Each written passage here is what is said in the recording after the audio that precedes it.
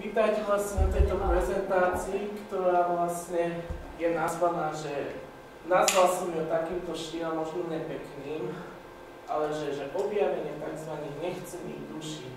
Ten projekt, ktorom som vlastne, tuto s Anikou spolu sme sa volá, že objavenie nepoznaných duší, ale osobne si myslím, že o tejto problematike autizmu sa dá veľa nájsť na internete alebo v článku, tak skôr mi to príde také, že to je skôr téma, že ani nie, že neobjavené, ale skôr také nechcené duše. Tak o čom vlastne budeme si hovoriť, tak to budeme mať v obsahe. To je vlastne, že prvá taká časť bude, že čo je vlastne ten autizmus, tam budeme mať definície, potom si to rozdelíme a porovnáme.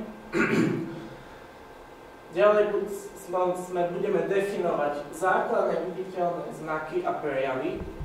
Ďalej potom pristupovať, ako k ním pristupovať, správať sa, aby to vlastne fungovalo. A tam si vlastne povieme aj o tom, že prečo to asi nefunguje, prečo vlastne bežní ľudia nedokážu pracovať s takýmito ľuďmi, ako sme my. Potom si spomenieme tie vlastne organizácie, ktoré vlastne pracujú s takýmito ľuďmi a robia rôzne aktivity, tábory, zbierky a tak ďalej. No a posledná téma, to budete zapojení aj vy. A to je vlastne tzv. Téma ideálny autista, kde budete dávať otázky, vlastne, ktoré by ste chceli vedieť a budeme sa snažiť odpovedať. Takže prejdeme si na tú prvú tému a vlastne čo to je vlastne ten autizmus. Ja som vybral tu takéto definície, ktorá vlastne taká, ktorá sa používa, že ide o celú skupinu porúch, ktoré majú rozdielne prejavy a dôsledky, ktoré vlastne bránia jedincu vytriediť informácie, porozumieť im, ovplyvňuje komunikáciu jedinca s ostatnými a jeho vnímanie sveta a narušuje duševný vývoj dieťaťa v oblasti komunikácie, sociálnej interakcie, predstavivosti. A vlastne tento autizmus vlastne patrí do tzv. Prevazlivých porúch, čo je vlastne tu napísané, že jeho duševné abnormality prenikajú do všetkých oblastí myslenia a sú v rôznej miere prenikavé mysl správania vo všetkých situáciách. To je taká definícia, že trošku by ste sa možno aj zlakli, že čo to vlastne tá osoba je. Že kto to je, čo to je, ako sa prejavuje pre Boha. Ježiš má toto, čo je toto? Taká, by ste si dali otázku. A vlastne, aby sme vedeli, že čo sú to tie prevazívne poruchy, lebo to vlastne aj sa tu kategorizuje aj do tej skupiny tých chorôb, kde sa to aj potom, keď máte možno si vybavovať dôchodok alebo vôbec nejaké kompenzácie, peniažky, tak vlastne to sa tu patrí do tejto kategórie. Tam vlastne je napísané detský autizmus, atypický heterosyndrom,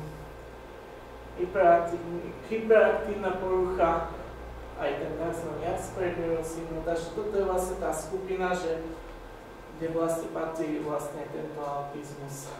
To pre prípad, aby ste proste vedeli, že keď budete riešiť nejaké problémy so sociálnou poisťovňou alebo takto, že aby ste vedeli, že má by to byť vlastne takto vlastne definované pod touto symbol, že F84.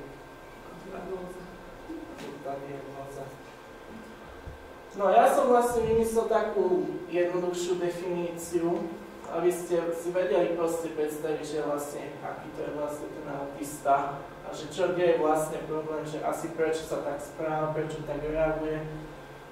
Tak vlastne, tak pre bežného človeka, že je to vlastne osoba, ktorá buď má čiastočne, čo vlastne by teoreticky sedelo na mňa, alebo môže mať aj vo veľkom rozsahu poškodení, nefunkčný alebo možno aj nevyvinutý mozog.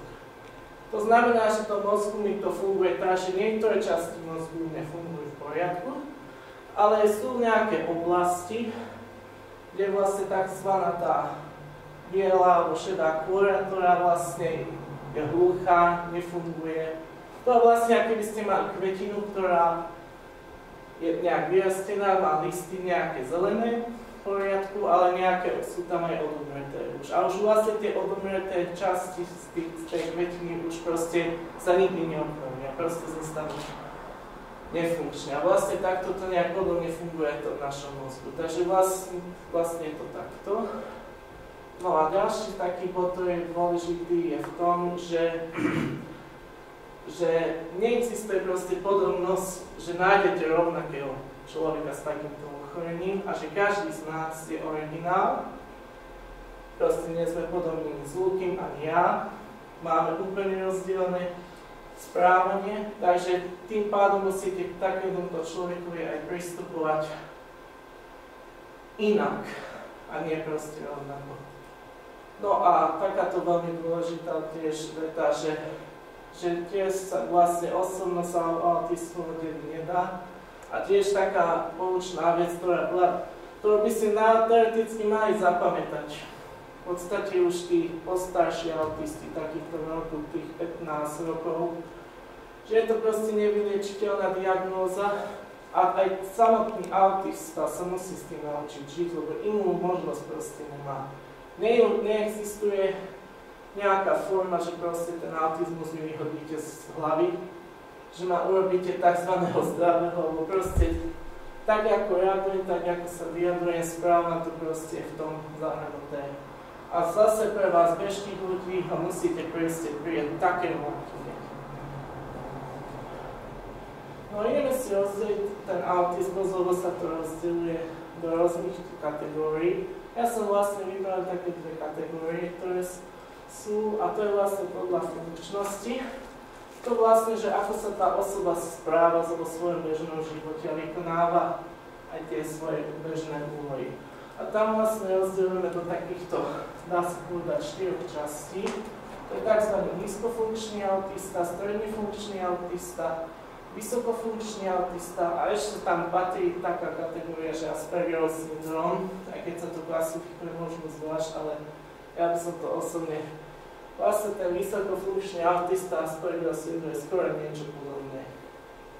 No a ak by ste chceli to rozdelenie nás dvoch, tak ja som teoreticky ten vysokofunkčný autista a Luka je tzv. Stredne funkčný autista. No a ešte ako môžeme rozdeľovať ten autizmus je podľa sociálneho správania. Tam je asi taký rozdiel, že asi sociálny a nesociálny. To je vlastne rozdiel, že ten sociálny autista vlastne si vie konkretizovať ľudí a hľadá s nimi nejakú spoločnosť a chce sa s nimi rozprávať, vytvárať si s nimi priateľský vzťah.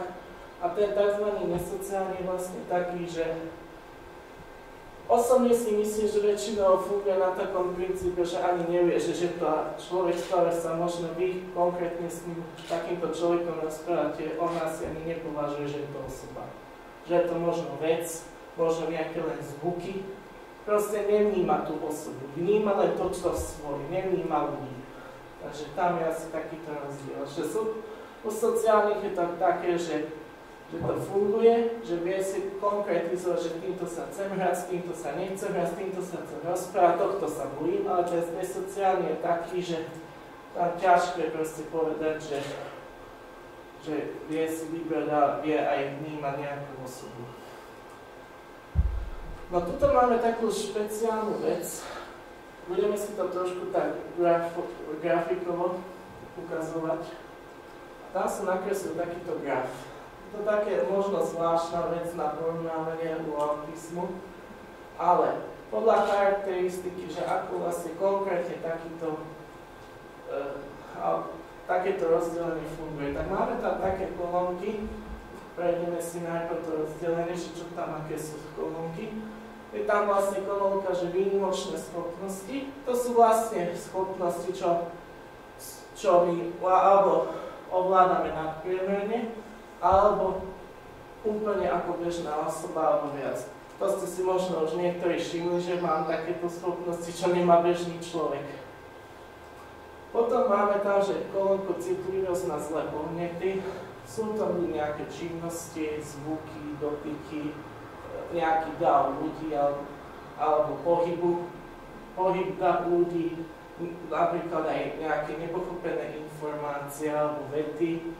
Dále to môže byť aj reagovanie na kontrastné farby, ktoré vlastne môžu nejakým spôsobom znepokojiť tohto človeka a tým pádom u neho sa prejavuje buď agresivita, alebo sa uzavrie do seba, alebo tzv. Blok a môže napríklad dochádzať tzv. Seba poškodzovaniu. No a ešte tam bude takýto tretí kolónka, ktorá je taká zvláštna, že tzv. Nútená flexibilita, kde vlastne to len charakterizujeme len u bežných ľudí. A to je vlastne, jak je to tam písané, že je to vlastne flexibilita, kde vlastne človek vie v tej každodenných situáciách sa prekonať, ale vlastne vie ju nejakým spôsobom ísť nad rámec tých svojich schopností, ale po nejakej tej časovej osi, po nejakom čase sa to prejavuje takým spôsobom, že už tá osoba buď nejakým spôsobom tam môže prísť to tzv. Syndrom vyhorenia, alebo môže nastať rôzne psychické problémy, nervozita, agresivita, alebo môže sa to konkrétne prejaviť na zdravie človeku, že sa môže postupne prejaviť na nejaké ochorenie. No a tam vlastne taká poznámka je, že tzv. Nútená flexibilita takýchto ľudí, ako sme my, neexistuje. Lebo proste nejde to. Lebo my už proste, u nás sa prejaví proste ten problém, že tie psychické problémy rôzne. No tak vrátime sa vlastne späť k tomu grafu, aby ste to videli podľa tej charakteristiky. Takže v tom zelenom rámčeku máme vlastne tie výnimočné schopnosti. A tam vlastne môžeme vidieť, že pri nízkofunkčných autistoch a stredne funkčných tie výnimočné schopnosti sú také možno na rámci bežného človeka, že niečo sa tam proste môže ukázať. A už napríklad pri takom, ako sme videli, že ovládam proste tam napríklad na tých kurzoch, čo sme robili, že som nainštaloval bez toho tlačiareň, čo proste bolo proste... Čo doktorka nezvládala? Čo vlastne ona nevedela, alebo celkovo som nedošiel, nevedel vyriešiť problémy, ktoré sme mali. Alebo napríklad už tie spomínané sliepky, kde vlastne viem určite, ktorá znesla nejaké vajce. To sú také výnimočné schopnosti. A napríklad u Aspergerákov, ako vidíte, je to ešte o niečo viacej. Že to sú vlastne ľudia, ktorí napríklad ovládajú neskutočne programovanie. Spektrálne ešte niečo viac, než ja ovládam. V tej ďalšej kolónke máme vlastne vykonávanie bežných vecí. To je vlastne to, čo bežný človek vie, ale tu môžete vidieť, že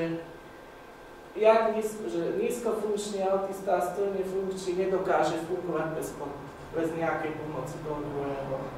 Že u tých nízkofunkčných napríklad, že tam sa tá osoba napríklad možno by najesť, ale napríklad sa nevie obliecť samovolne. Alebo je treba proste pripomenúť všeličo, nejaké bežné domáce úkoly. Alebo u stredne funkčných už je to lepšie, ale tam napríklad to môže fungovať tá nálada, že keď napríklad v dobrej nálade, tak vlastne ten autista vie sám od seba všeličo, ale ako náhle v tej zlej nálade, tak už to nefunguje. To je vlastne príklad toho nášho Lukyho, že keď má napríklad dobrú náladu, tak je aktívny, proste vie sami sa vypýtať na WC, ale ako náhle má zlú náladu, tak musíte proste dávať pozor, lebo sa stane nešťastie. No minimálne u mňa je to také, že u mňa tá samostatnosť je tak na polovicu, že nie, ale aj u mňa vlastne hrá tú rolu to, že ako náhle má zlú náladu, tak nevie samovolne fungovať. A napríklad u mňa je to už také, že samovolne napríklad nejdem doktorovi na úrad, alebo takéto bežné veci úradovať kde vlastne môžu nejaké komplikácie nastať, ale už je zle. No a u Aspergerovho syndromu, tam sa to tak špecificky definovalo, že to je niečo viacej. Že tam tie výnimočné schopnosti presahujú až nad normálne, ako u napríklad nás vysokofunkčných autistov, ale zase, ak príde nejaká zlá citlivosť, nejaký zlý moment, tak rapidný pád a koniec. A táto potom sa prejavuje tak, že potom to trvá niekedy aj 2-3 dní, kým tá osoba s týmto Aspergerovým syndromom sa vôbec pamätá a môže fungovať v bežnom živote. Takže tuto vlastne síce vieme využiť jeho výnimočné schopnosti, že ho niekde zamestnáme alebo použijeme na nejakú činnosť alebo prácu, ale musíme si nejakým spôsobom dávať pozor, aby sa nedostal do tých citlivých podnetov, lebo koniec. No a ako vidíte, tá nutená flexibilita od toho bežného človeka, to je vlastne to, čo som hovoril, že vy proste ju máte, my ju nemáme, ale sa prejaví proste takým spôsobom, že počasie, keď to už nezvládate a nemáte tu ten svoj kľud, ten svoj oddych, tak sa môže prejaviť tak, že možno väčšinou to býva tak, že ste agresívni napríklad voči okoliu, alebo že odpadnete počas práce, alebo sa vám prejavia rôzne choroby. Najhorší prípad môže ísť napríklad rakovina alebo takto. Takže toto máme rozdelenie podľa charakteristiky. To je takéto moje rozdelenie, asi ako to vnímam a ako to vlastne funguje. A teraz tu máme ešte jedno rozdelenie a to je podľa samostatnosti. A to je vlastne, že to už je vlastne jednoznačne, že či je samostatný alebo nesamostatný. Samozrejme, že v nízkofunkčnom autizme tu takže je prevažne nesamostatný, že musí mať väčšinou tých 24-hodinovú starostlivosť. Napríklad v mojom prípade vysokofunkčný autista je to také pol na pol, že viem fungovať aj sám v bežnom živote, ale potrebujem vlastne tú pomoc, čo napríklad teraz mi robí koučka Aniko. No a bežný, a vlastne nejak podobne je to aj u Aspergerovho syndromu, že tam osobne si myslím, že tie Aspergerovci vedia byť viac samostatnejší než my. No a bežný človek to je jasné, že vy musíte byť proste samostatné, lebo je náš štát. Beriem to tak, že bežní ľudia, vy viete proste fungovať v tých vašich bežných situáciách, ale u autistov to nejde. U autistov to proste nejde. Tam za to je to proste takto rozdelené, že aj ten Luky proste nefunguje sám. Musí byť proste pri ňom niekto, lebo vykoná nejakú vec zlú a je problém. Lebo on to proste nevie nejakým spôsobom si to vysvetliť v svojej hlave. Či to robil dobre alebo nie. No a teraz tu máme ten výskyt, že síce neexistujú také štatistiky, ale vlastne keď by sme si to vlastne tak je to tam písané, že kebyže by sme vychádzali z toho faktu, že na 100 obyvateľov prípada vlastne jeden človek s touto poruchou, tak keby sme to spočítali po obyvateľstve z roku 2010, tak by na vás klešlo toto číslo, čo je okolo tých 54 000, ale to, už by som to teoreticky na to, že by to mohlo byť aj viac, aj možno aj 100 000 duš. Je nás stále pribúda, ja som z toho sám osobne v šoku. Ešte v tom roku, tom 2050, som si myslel, že to je vlastne choroba, kde taká len možno len taká, že možno mám len ja alebo len zo pár ľudí, ale teraz keď pozerám a počúvam, že sa proste stretávam na každom mieste, že koľko nás už je, tak som z toho dosť desený, aby zrejme to na takú epidémiu autizmu už, že proste vy bežní ľudia nič nebudete musieť jediné robiť, len proste s nami vychádzať, budete proste na každom rohu vidieť, ale na autistu. No. To jedno dieťa vlastne s autistom pripadá na tých 50 až 85 zdravých a vlastne, ako som vedel, že tých posledných rokoch už narastol tých počet diagnostikovaných prípadov. No a tuto máme taký graf, že asi prečo je to. A v tom zelenom je to vlastne, že je to v tom zelenom tých 25%, že je to vlastne, že tá zlepšenia diagnostika, lebo kedysi v tom roku 90, keď mi teda povedali mojej mame v tom roku, že vyzerá to na autizmus a že môže sa teda zmieriť s tým, že ja možno skončím v tomto veku, ktorom som ja, že v ústave a že bude to vlastne so mnou ťažké, tak proste mama vlastne nešťastná, trápila sa. No a nakoniec sa ukázalo, že som takýto, aký som. Takže vlastne preto. Ďalej je to vlastne tá informovanosť.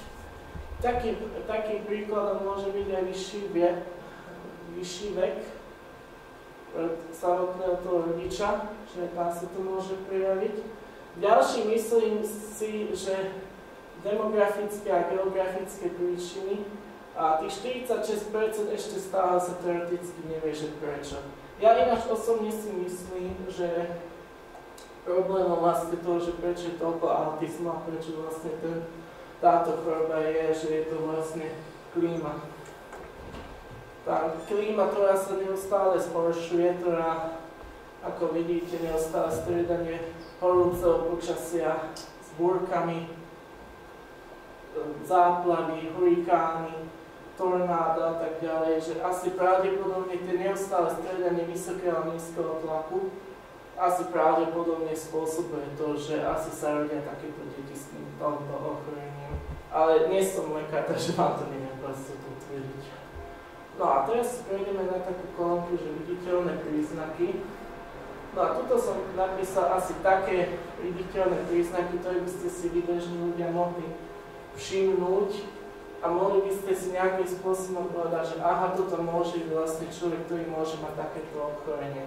Tým hrubým vytlačením sú vlastne tie, ktoré sa najviac vyskytujú, a to sú hlavne taký dôležitý hlavný u mňa príznak je ten zmysel pre detaily.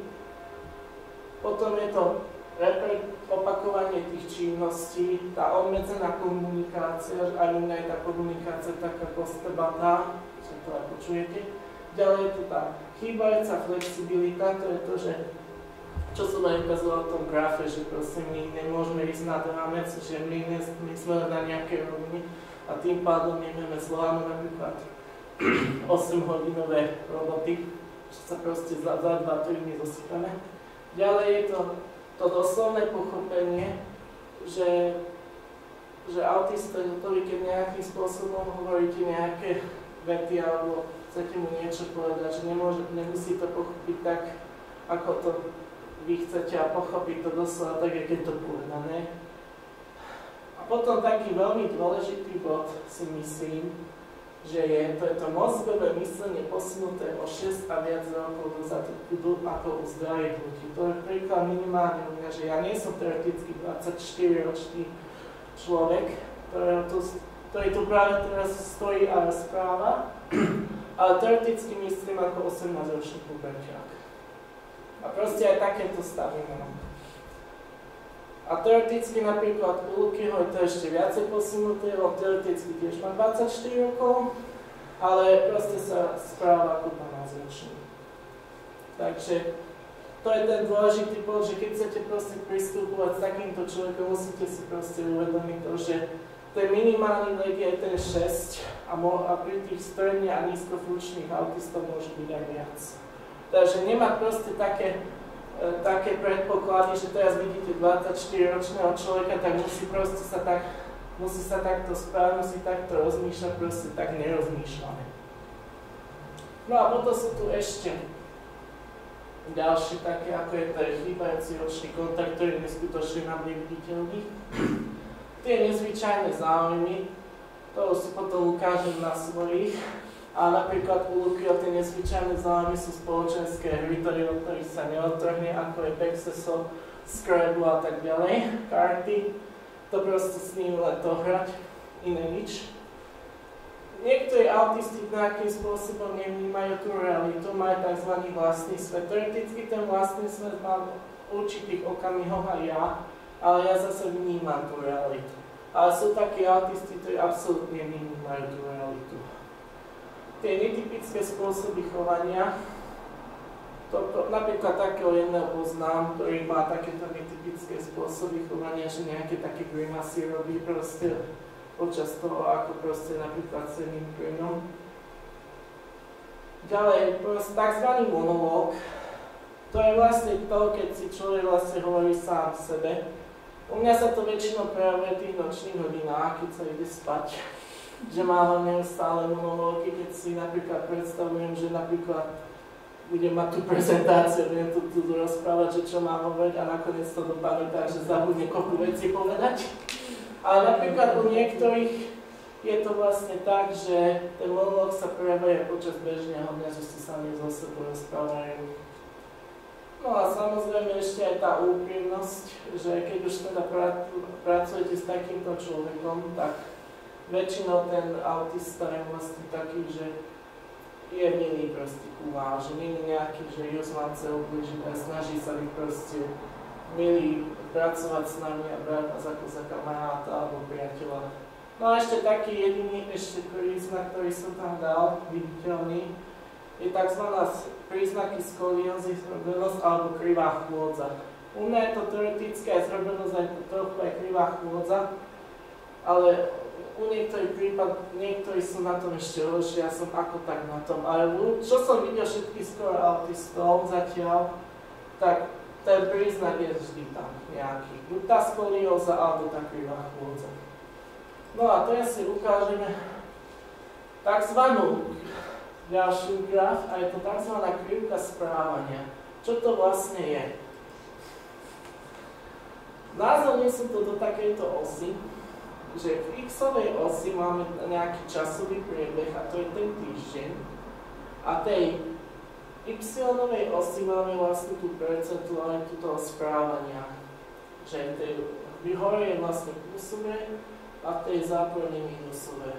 A tam som nejakým spôsobom ukázal tohto tu Lukyho, seba, Aniku, ako príklad bežného človeka, a ešte som tam dal nejakého Aspergera. Tak ideme vlastne tak, že ideme proste s Anikou ako bežný človek, že tam proste vidíte vlastne týchto minus 30% a 70% takzvaná tá normálna hodnota. Toto je už takzvaná kritická hodnota. To je taká hodnota, ktorú vy ako bežní ľudia si hneď všimnete, že aha, tu není niečo v poriadku. Pri tej plusovej je to napríklad tak, že zoberieme si teraz príklad Aniku, že napríklad spravila skúšky na vysokej škole, že to je zase napríklad také viditeľné, že aha, toto veľa ľudí nedokáže. Ale celkovo, že napríklad tuto sú napríklad znázornený bod, že napríklad taká stresová situácia, nervozita, to sme si už tiež spolu niekedy zažili, že mala takéto stresy, ale neboli nejakým spôsobom prekročení do tej minusovej hodnoty. Že je to proste osoba taká spokojná, vyrovnaná, pozitívna energia a tá krivka je proste taká menej kopcovitá, skoro až rovinatá. A napríklad u mňa je to také. Tuto je napríklad ten bod, som znázornil, to je ten bod napríklad z toho Andre, že proste ste videli, že mám nejaké dary, že niečo ovláda tak, čo neovláda bežný človek. A to je to, čo si teraz všimnete, že wow, jaký som ja perfektný. No ale môže napríklad si nastať taká situácia, že ma nejaká osoba môže dourážať, čo sme mali predtým. A stane sa taká vec, že padne do tej kritickej hodnoty. A tedy sa môže prejavovať to moje také netypické správanie, že sa začne nenávidieť, alebo neustále máme hovoriť, že či ma má rada, alebo sa proste chcem zabiť. To sú také hodnoty a také stavy proste, čo bežný človek nevie pochopiť.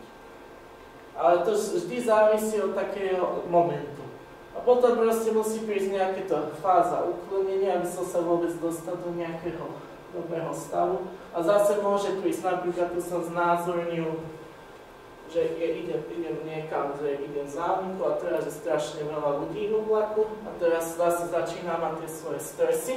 A teraz zase tá nálada síce nepadne do tej kritickej hodnoty, ale zase padne do minusa a tým pádom som podráždený. Čo môžem povedať, tým pádom vidí aj ona a tým pádom tá podráždenosť nezostane celý deň.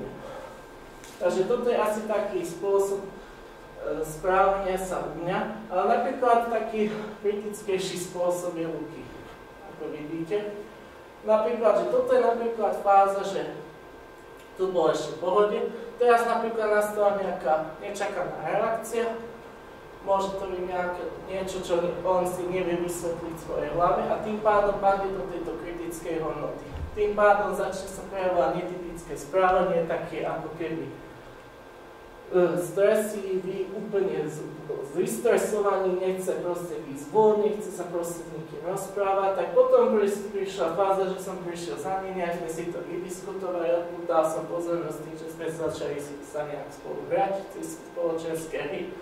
A tým pádom nejakým spôsobom tá nálada môže vystreliť hore. Tým pádom je tvorivý. No a zase môže nastať taká situácia, že teraz musím odísť domov, musím ísť domov a tým pádom s tým, že je nešťastný, batne do tej roviny. A zase tu máme zase úkaz takýto, že napríklad príde Aniko, teraz Luky sa začne tešiť, ide dobrá nálada, zoberajú niekam. A teraz príde napríklad medzi veľa ľudí, David, a zase tá nálada padne do toho kritického bodu a nastane tzv. Blok. Uzavrie sa, nechce hovoriť, nechce sa s nikým rozprávať a ten blok trvá nejaký ten čas, kým sa nejak z toho dostane do takého normálneho stavu. Takže toto je taký príklad takého typického strojne funkčného autistu, ako je napríklad Luky. A tým pádom si musíme napríklad dávať pozor, kde ho vlastne máme zobrať zo seba, alebo ako s ním máme pristupovať a vlastne ako z náho ísť, aby to nebolo ten príklad. No a tu som znázornil len tak sladkovo ešte tzv. Aspergeráka, že tu vlastne prekračuje až neskutočne tie hodnoty. To je znalosti, že vlastne ovláda tak, poviem taký príklad, že jeden proste mal 7 rokov a vlastne ovláda z vysokej škole skripta o astronómii, mal 7 rokov do detailu. Ale napríklad proste pre neho prišla taká vec, že prečíta nejakú nepeknú knihu, kde sa nejakým spôsobom vraždilo a teraz zožrali nás červy a takéto akože povinné čítanie to je. A teraz to nezvládol, padol dole, úplne pre ňa nezvládnutelná situácia a nič iné nezostalo, len tu máme ho len nechať doma na týždeň doma a proste nech sa z toho nejaké 2-3 dny zotaví a potom si to nejakým spôsobom vysvetliť, aby sa zase dostal vôbec do tej nejakej normálnej hodnoty, pozitívnej hodnoty. Takže toto je asi tzv. Tá krivka správania, že ako sa to u nás prejavuje. Že u toho bežného človeka je to také, že v pohode, ale u nás je to také strašne postepaté, hore-dole. No a dáme si tu taký ukáže moje viditeľné príznaky. Takže hneď prvé také tie moje hobby, akože mávať osvetlenie z autobusov, tak to len sa nikde len tak nevidí proste domácnosti, konkrétne z Carsy, alebo napríklad takýto zvoček, to už asi vám niečo hovorí. To, ako funguje, keď mi zazvoníte, prídete domov, tak proste to začne zvoniť. Samozrejme aj zbieram nejaké tie modely. Samozrejme najobľúbenejšia moja činnosť MHDčka Bratislavská, konkrétne tieto vrakosti, jak to mám nazvať, jak už teraz sa im skôr hovorí. Ale napríklad som aj tak, že som aj dobrý konštruktor, ako tak, toto som napríklad skonštruoval ja tento prístrešok na dome. No teraz je z toho už bunker, ale tedy to bolo ešte prístrešok len tak prepsol a schovať bicykle. Takže mám nejakú tú manuálnu zručnosť, takú domácu, ako domáci kutil. No a samozrejme som aj milovník mojich aj zvierat, samozrejme moje dve krásovice má ja a Kaja. No a toto ďalšie že aj slepice, aj tým, že mám ich nejakým spôsobom pomenované, čo pre vás bežných ľudí takéto niečo by asi neexistovalo, si ich takto pomenovať a ešte si pamätať, že ktorá je to máme. Ale on potom doniesol aj vajíčka. Ale ja som mala, ja som sa pýtala, že je to možné. No a proste si píšem takýto graf napríklad, že keby znesú s tým, že tu mám takúto dvojtýždňovku a tu potom spočítam, že koľko je ja percentuálne. A tu každá konkrétna, ktorá je. To vlastne. A potom proste aj napríklad už takéto obavy vyhrávam na ulici. Je som Lenčka. A to nie sú tak vajce? Ja nedonesol, lebo nebolo prestali mi nosiť. Už je teplo. Takže hodinu času som nazbieral pre Aniko, takže tým pádom. Takže takto nejak vyrábam obavy a proste ich dávam takto, že proste koho je koho a takto aj uložím. Takže toto sú také tie moje viditeľné príznaky, alebo také moje plusové hodnoty, ktoré môžete na mne nájsť. No a ideme ďalšou tému, a to je prístup. Ako proste pristupovať takémuto človeku? Taká hlavná zásada je, aby ste mohli vlastne spolupracovať s takýmto človekom, je mať tzv. Tú skutočnú lásku k blížnemu. No a tam máme takéto body, že človek môže autistu buď milovať, alebo ho len neznášať. Iné vlastne nemáte možnosť.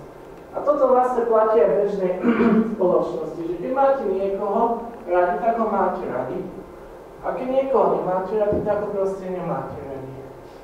No a tým pádom, ak proste máte autistu radi,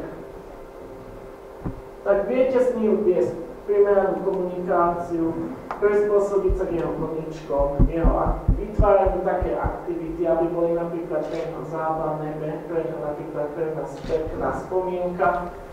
Rozvíjať jeho vlastne prevažne jeho pozitívne stránky, nie negatívne, a vlastne aj jeho zručnosti, ale akým spôsobom ich využiť v tom bežnom živote, aby sa uplatnil.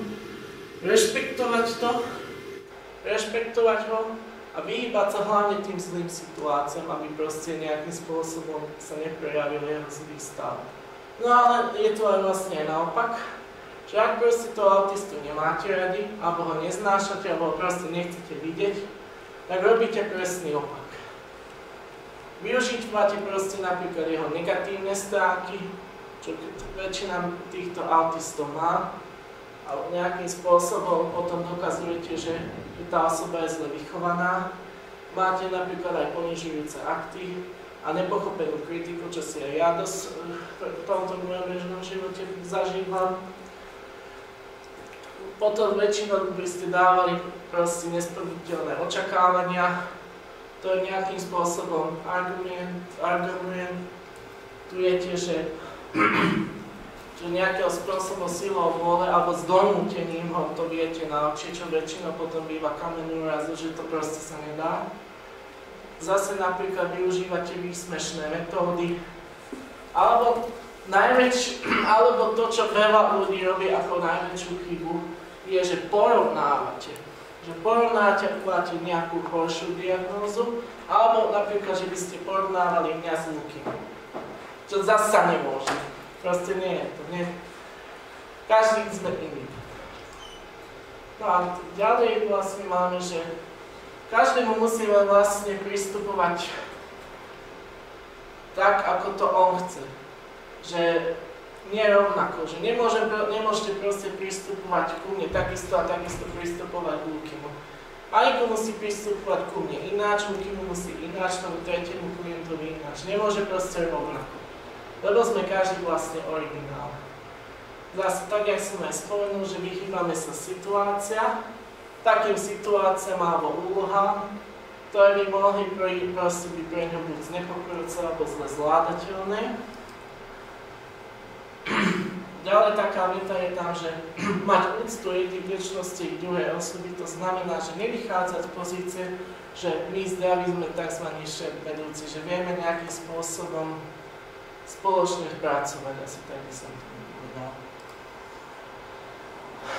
Samozrejme, také dôležitá vec, hlavne pre tých stredne funkčných, je mať tú trpezlivosť, lebo sa môže všeličo stať, môže byť zlá nálada a tým pádom naozaj musíte mať naozaj tú silu, aby ste to nejak zvládli. A hlavne taký dôležitý vec, sa nejakým spôsobom to snažiť pochopiť, prečo vlastne táto zlá situácia nastala, prečo sa vlastne tak správa a počas toho sa aj skúsiť žiť do toho jeho sveta. Aby ste proste našli tú odpoveď. Taký príklad vlastne uvediem u Lukyho, že to bolo také nerozhodnutie, proste sme došli k ním na návštevu a proste mama proste podala Lukymu ruku, alebo prihovorila, že ahoj, ako sa máš, a Luky sa doslova dostal šoku, zavrel sa do izby a proste nechcel ísť von. Proste sme to nechápali. A potom ja vlastne týmto spôsobom som vlastne s neho som sa proste pýtal jednoduché otázky a mi vedel odpovedať áno, nie. Som sa vlastne dozvedel, že on mi proste povedal, že mu vadilo, že sa proste moja mama chytila a že aj takto prihovorila, bolo to pre ňu ako keby šok. Takže to je napríklad takýto príklad. No a vlastne tiež aj pristupovať tiež podľa týchto kategórií, že to je, ako som vlastne vravil, že nepristupovať rovnako, že každému zvlášť, ale najlepšie aspoň podľa tých kategórií. A to si vlastne teraz ukážeme, že ako napríklad pristupovať tým stredne a nízkofunkčným autistom, že vlastne tam najlepšie sledovať jeho prístup veciam a činnostiam, formulovať jednoduché a tie krátke otázky, bola najlepšie formou takou, aby vedel proste odpovedať áno a nie. To je napríklad, ja používam prírovky, keď sa chcem niečo spýtať, že nejakým spôsobom dať otázku, aby mi odpovedal súvislú vetu, už neexistuje. To by som nepovedala. No ale tak väčšinou je to tak, že proste najlepšie sa pýtať otázky, aby vedel tak áno a nie odpovedať. Ale viem ako tak odpovedať, že čo má konkrétne, ja vie povedať nejakú konkrétnu vec. Ale vlastne, keď chceme nejakým spôsobom dať také otázky, ktoré by mohli byť také, že náročnejšie, tak väčšine formulovať takým štýlom, aby vedel odpovedať áno alebo nie. Zase taký dôležitý bod, že vyhradiť tej činnosti nejaký určitý čas. Len to je napríklad v tom prípade, že aby nejakým spôsobom nerobil tu nejakú tú aktivitu dlhšie a neunavil sa. A zase taký dôležitý bod, že robiť aktivity hlavne tie, ktoré ho bavia. To je príklad u Lukyho, že kebyže ho chcem nejakým spôsobom ukázať nejakú počítačovú hru, toho nebaví, ale proste tie jeho spoločenské hry, to je jeho naj. Takže aby proste som mal s tým vytvorený nejaký kamarátsky vzťah, tak proste musím sa z tieto hry len s ním hrať. A nejakým spôsobom hľadať potom také hry podobné, aby zase a vyskúšať to, že či náhodou. Teraz taká hra je, že sme kúpili šípky. A to teraz je jeho najobľúbenejšie. Nenúčiť, a samozrejme tým pádom vlastne nenúčiť také činnosti, o ktoré nemá záujem ísť. A tam zase v prípade psychickej únavy, keď už vlastne takýto človek unavený, radšej to skončiť, nepokračovať ďalej. Potom ďalej, podporovať rozhodovania, že ak to napríklad má takýto napríklad stredne funkčný autista nejaké rozhodovanie, že toto chcem vyskúšať. Teraz napríklad s Anikou sme riešili takú úlohu, že u Lukyho, že peniaze. Tak Aniku kúpila pre neho hru takéto juniorské Monopoly. A teraz proste Luky má záujem proste hrať len takú hru, len kde sú peniaze. A proste by chcel najviac vedieť o peniazoch. To sú vlastne tie rozhodovania, že on si nejakým spôsobom rozhodne, že toto by chcel, tak proste ho podporujeme. Rozvíjať pozitívne stránky jeho osobnosti, to sme si takým spôsobom robili, že to som robila ja aj ona s ním, že sme nejakým spôsobom hľadali, že čo je u nás to plusové a čo hlavne to plusové, napríklad u Lukyho sme tam skonštatovali, že máte zmysel pre detaily. Takže to sú tie, a tým pádom začíname, hľadáme tie spôsoby, ako to využiť a rozvíjať. To je ďalší bod, je to žiť sa do toho jeho sveta, to je myslím, že taký dosť dôležitý bod, aby ste proste s ním vedeli pracovať, takýmto človekom. No a samozrejme mať reálne a splniteľné očakávanie, nie niečo nad rámec. No, prístup k vysokofunkčným autistom, to je vlastne sme my, teda ja konkrétne. Takže tam zase to isté, že tiež vnímať tie pozitívne stránky osobnosti. Taký dôležitý bod, ktorý dosť ma hnevá, že nerobiť z neho hneď zdravého, rešpektovať jeho stav. Mne strašne veľmi vadí, keď niekto proste som nechce spraviť zdravého človeka. Proste mám túto chorobu, mám ju a dosť. A proste nerýpať sa a nehľadať spôsoby, ako som mňa proste ju spraviť zdravého. Počúvať a brať toho druhého vážne, nemať tie nátlaky a neporovnávať, nevystaviť neočakávaným situáciám. A tam sa dá do zátvorky hlavne od tých Aspergerov, že naozaj, že keď vieme napríklad, že ten Asperger naozaj niečo nemá, tak just proste proste čo najďalej od toho proste ruky preč, lebo naozaj potom nastane to, čo nastane a potom budú problémy. Stanoviť ciele, ktoré sú pre neho dôležité. Pomáhať presnejšie popísať a formulovať jeho myšlienky. Niekedy má proste problém komunikovať alebo nejakým spôsobom popisovať to, čo chcem povedať, tak tým pádom potom aj s Anikou sme robili také, že sme si rozprávali, že čo ja myslím a tým pádom sme hľadali vlastne nejaké tie, napríklad keď sme sa bavili o kamarátstve a takýchto veciach, že ako to vlastne funguje, tak sme hľadali nejaký spôsob, že kde je chyba, kde nie je chyba a hľadali, že ako to vyriešiť. Kde brať príliš osobne nečakané reakcie, to je napríklad tak, že napríklad poviem nejakú napríklad taká sprostosť som si vymyslel na Aniku, že napríklad s tým notebookom, že som pokazil počas tej prezentácie 2 notebooky. Pri tom skutočnosti som mal na mysli to, že som tam inštaloval tlačiarne a Aniku z toho mala aj faktový stav. Takže to sú také nečakané reakcie, alebo napríklad takú vec som povedal, že si ju predstavujem, ako má prstenec púpave na hlave a tancuje tam na lúke sukienke takej zelenej a vedľa stojí auto Citroen Cactus. Takže takéto proste. Ja proste niekedy to je potom také sprostosti, že proste neberte si to na seba, aby ste sa neurazili. Ďalej taký dôležitý bod je pripomínať nejaké určité úlohy. To u mňa sa stáva, že proste niečo zabudnem, hlavne keď mám zlé náhľady. No a samozrejme tak aj u tých strojne funkčných autistov tiež mať tie reálne a splniteľné očakávania. No a prečo to nejde? Skúste si dať otázku, že asi prečo to väčšinou nejde. Že vlastne kde tá chyba je? Prečo vlastne ľudia nedokážu s takýmito ľuďmi pracovať? Fungovať, kamarátiť sa, rozprávať sa. A ja proste zažívam dennodenne, že mám len jediného kamaráta z Trnavského kraja, s ktorým sa stretávam. Kde je vlastne tá chyba? Prečo proste ľudia ma nechcú? A pritom proste, keď mám teraz napríklad počúvať, že som celkom v pohode, nie? Som? Áno. Tak proste kde je tá chyba? A tu som napísal takéto 5 kolóniek, že môžu to byť ľudia, alebo štát, alebo sú to úrady, školstvo, zdravotníctvo. To väčšinou som tam vypísal takéto body, že čo väčšinou človek povie, že áno, toto je chyba. A väčšinou ľudia hovoria, že tú chybu robí štát, úrady, aj škola, teraz v školstve sa teraz veci dejú, aj zdravotníctve, že sa nestarajú, že nevynašli napríklad. Každý z častí. No a ja vám vlastne na túto odpoveď aj viem odpovedať. A sú to ľudia.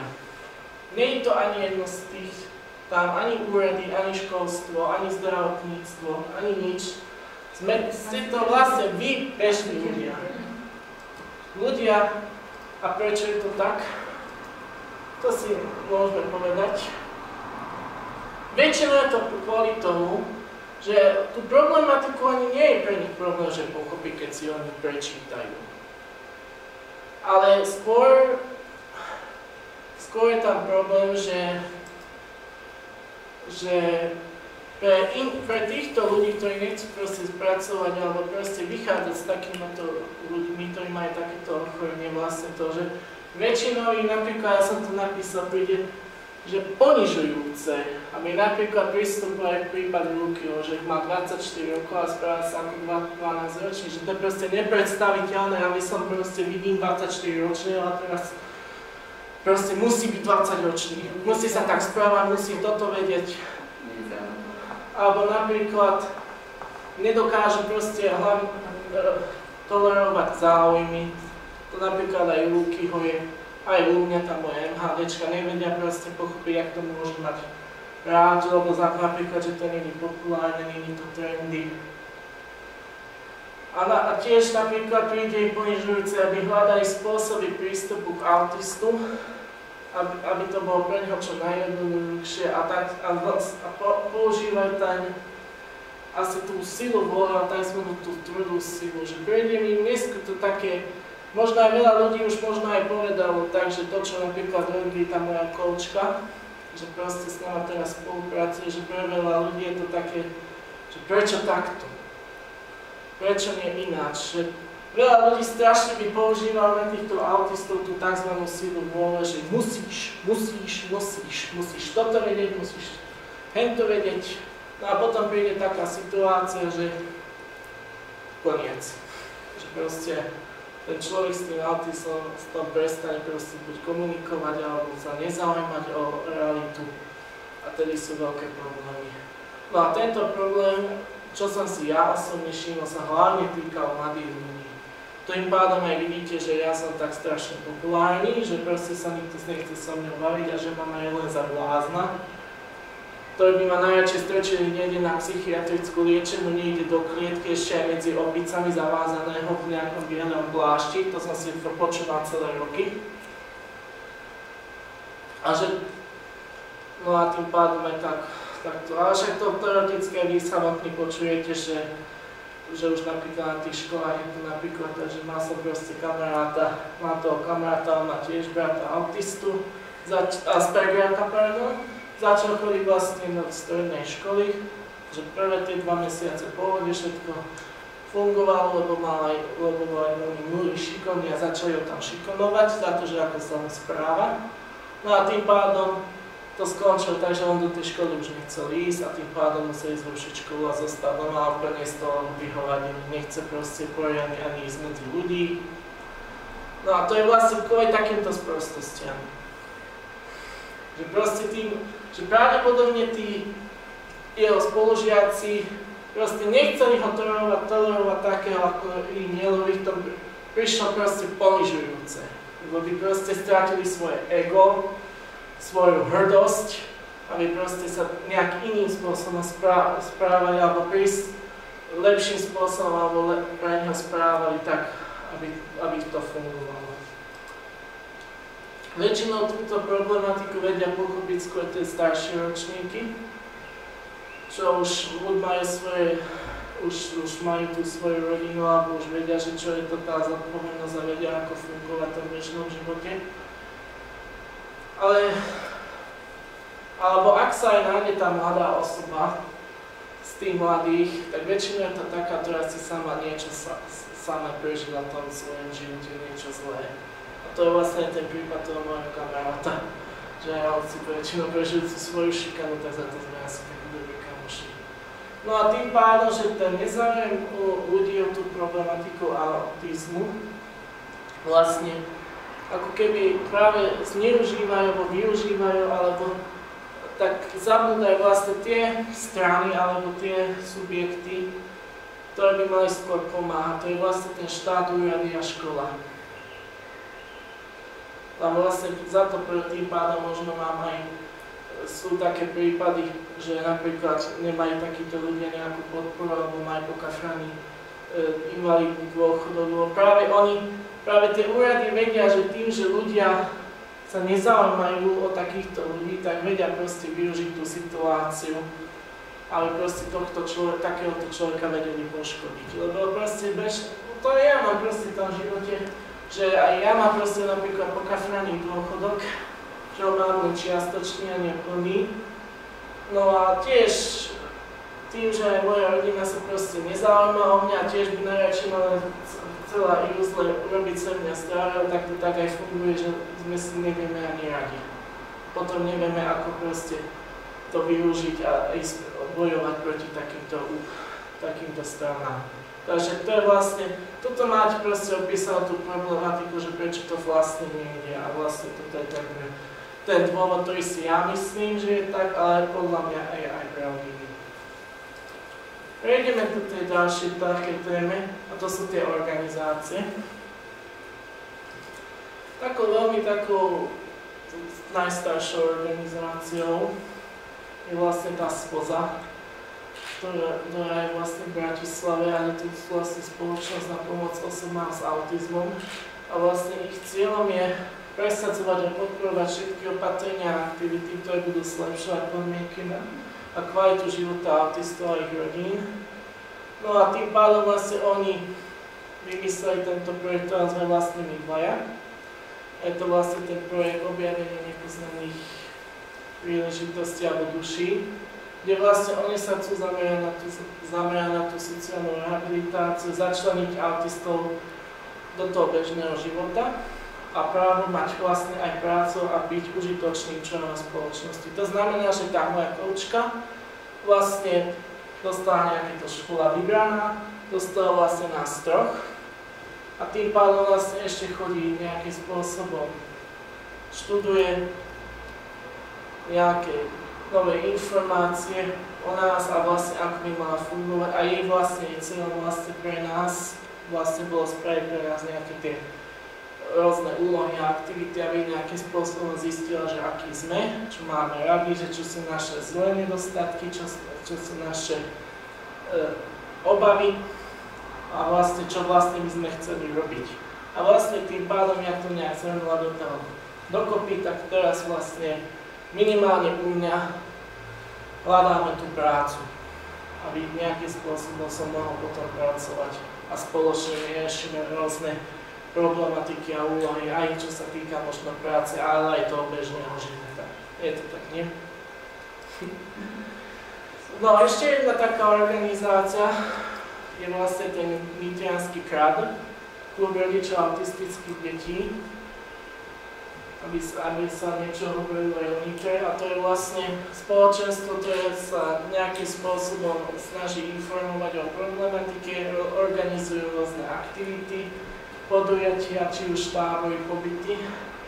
A vlastne ich cieľom tohto kradu je buď aj ten vybudovať ten stacionár, a teraz vlastne by malo by sa aj vybudovať také tie priestory pre tie tvorivé dielne, by mali byť už vlastne, možno budú už vybudované, ale ešte zatiaľ to nie je isté.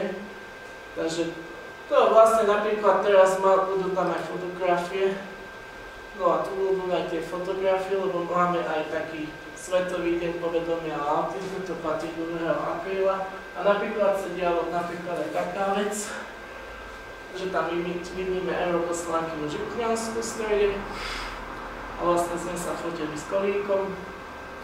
Tá štafeta, tam sme vlastne aj ja som tam, sú tam napríklad aj ten Luky tam vidím, ako dobre vidím, sú tam vlastne aj ďalší. V Bratislave, to bol v záhrade prezidentského paláca. Tam sú vlastne aj ďalší autisti, ktorí sú tiež aj v tom projekte. Tiež vlastne na tomto 2. apríla sa deje taká vec, že nejaké tie výnimočné stavby alebo pamiatky sa osviecujú na modelu. Nitre vlastne bolo to, že bol vysvietený Chrenovský most, ak to dobre vidím, je to asi on. V Bratislave, napríklad je to Bratislavský hrad, ale nie, že sa to dielo na Slovensku, ale dielo sa to aj zo zahraničí, že rôzne takéto pamiatky v tomto dni sú vysvietené na modelu.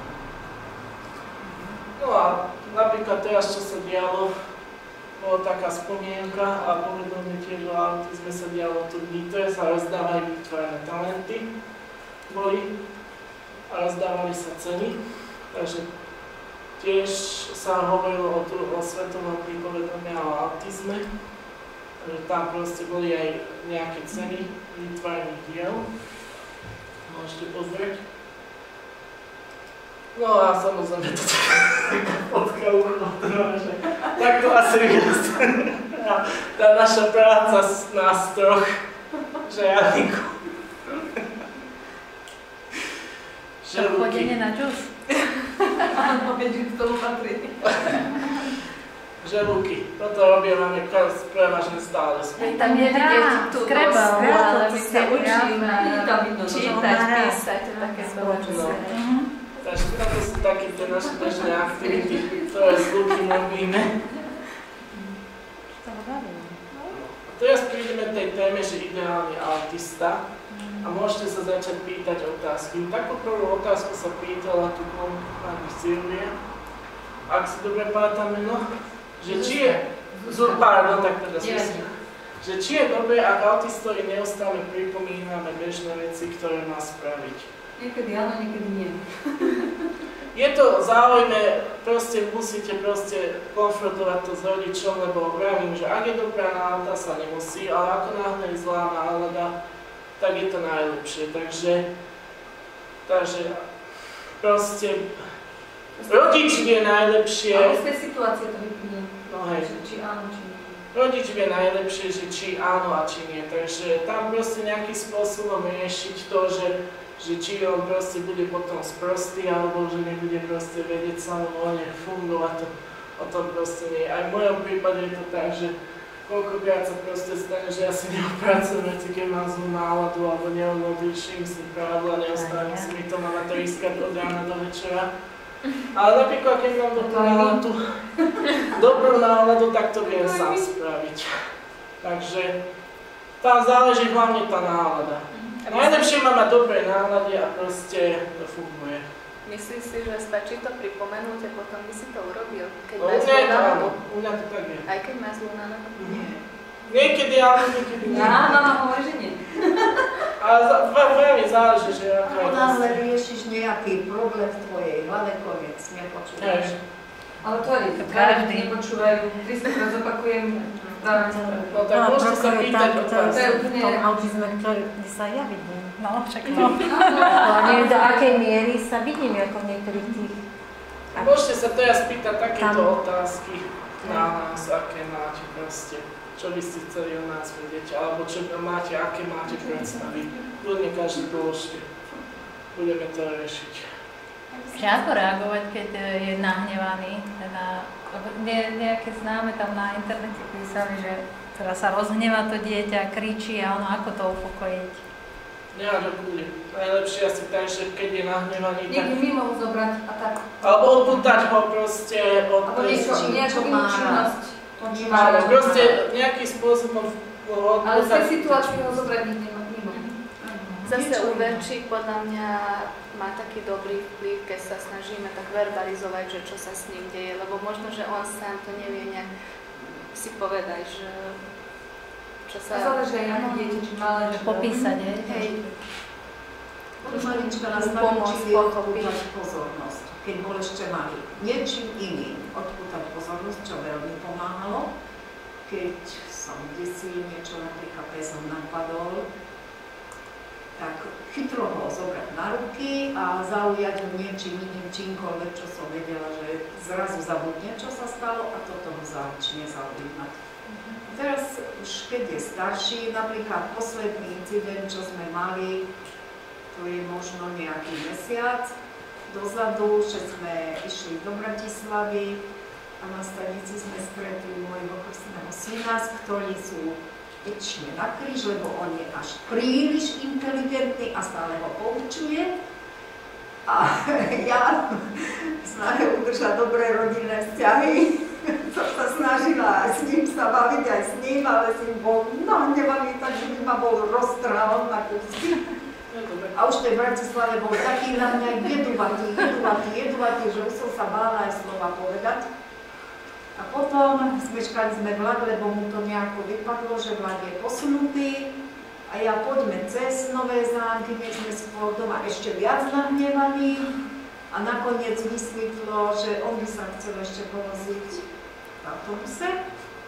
Tak si našiel karosu, odviezol sa naspäť. A to je strašná sranda, že ja som to proste nechápal, že jak sa mi proste hneď dotočila nálada na to. Okamžite bol v pohode, hoci nám bolo príšerne zima, boli sme unavení, on bol okamžite v pohode.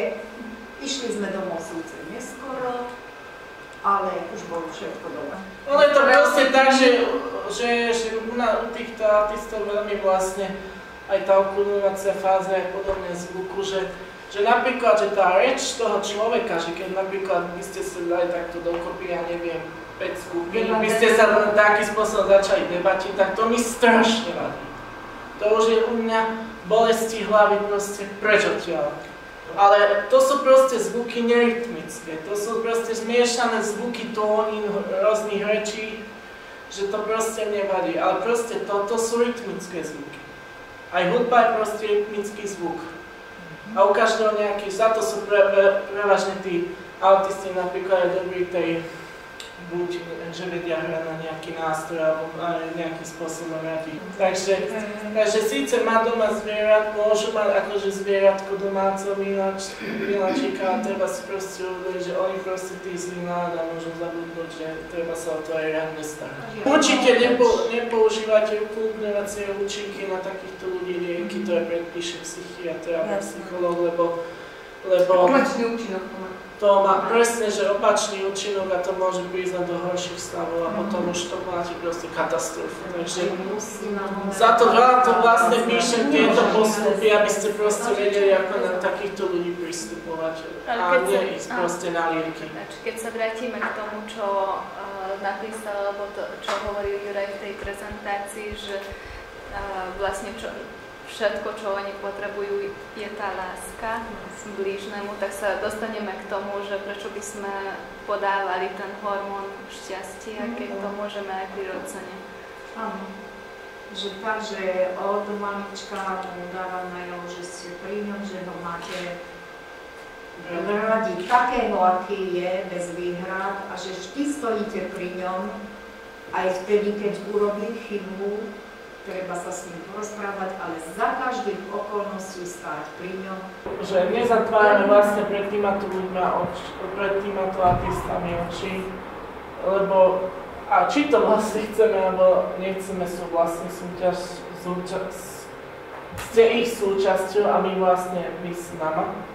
A vlastne stačí len fakt málo krokov, aby sme si vedeli proste vytvoriť ten pekný vzťah s nimi, to im viem dokázať, minimálne u mňa to tak funguje, že len tak ľahko nezmizne, ja nie som človek, ktorý proste len tak zabudne na niekoho. A vlastne nezmizne kvôli tomu, že my sme fakt ľudia, ktorí máme tu sebe to srdce a máme tú svoju, tú našu lásku.